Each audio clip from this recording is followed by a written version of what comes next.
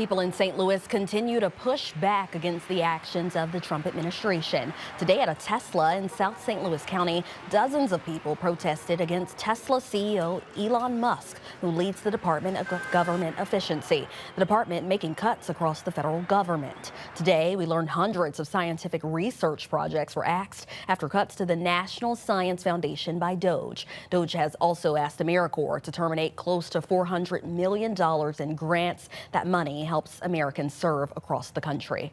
It's been generations to build up our social institutions to where they're at.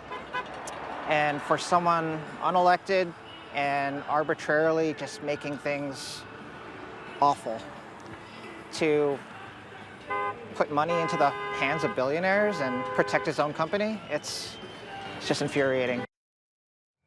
DOGE claims it has saved $160 billion through its cuts of government spending. Well, pickle